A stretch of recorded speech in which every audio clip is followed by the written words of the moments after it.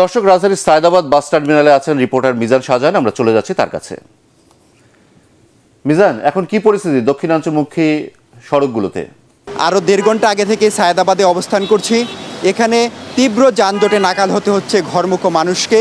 অর্থাৎ এই যানজটটি গুলিস্তান মতিঝিল থেকে একেবারে পোস্তগোলা ব্রিজ পর্যন্ত এসে থেকেছে। অর্থাৎ দক্ষিণাঞ্চলের মানুষ, বিশেষ করে খুলনা, ফরিদপুর এবং বরিশালের মানুষ যারা পদ্মা সেতু হয়ে বাড়ি ফেরার স্বপ্ন দেখেছেন বা বাড়ি ফেরার জন্য রওনা দিয়েছেন, তাদেরকে কিন্তু 3 ঘন্টা সময় এই সায়দাবাদ যাত্রাবাড়িতেই তাদেরকে কাটিয়ে দিতে হচ্ছে। এই ভোগান্তির শিকার শুধুমাত্র দক্ষিণাঞ্চলের মানুষ হচ্ছেন না, যারা চট্টগ্রাম সিলেট যাচ্ছেন এই রোড দিয়ে, যারা মেয়র হানিফ ফ্লাইওভার ব্যবহার করছেন অথবা নিচের রোডটি ব্যবহার করছেন, তাদেরকেও কিন্তু এই যানজটে নাকাল হতে হচ্ছে।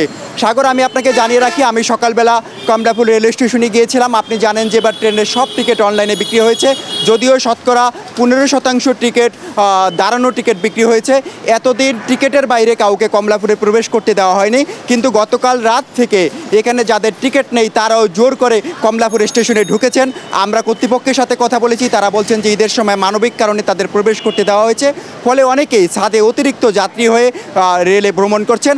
আমি লঞ্চঘাটের খবর নিয়েছি সকালে। সাগর, লঞ্চঘাটে জেনেছি যে পদ্মা সেতু হওয়ার কারণে বরিশাল সদর বা পাশের যে 5টি জেলা রয়েছে ওই সব জেলার বেশিরভাগ যাত্রী পদ্মা সেতু হয়ে সড়ক পথে ফিরছেন, কিন্তু দ্বীপ জেলা ভোলা এবং বরিশাল জেলার দ্বীপ উপজেলা মেহেন্দিগঞ্জের উলানিয়া এখানকার বিপুল পরিমাণ মানুষ, বিপুল সংখ্যক মানুষ কিন্তু লঞ্চে যাতায়াত করছেন, যার জন্য সকাল 7টা থেকে দুপুর 3:30 পর্যন্ত সদরঘাট থেকে এই রুটটিতে 9টি লঞ্চ ছেড়ে যাচ্ছে।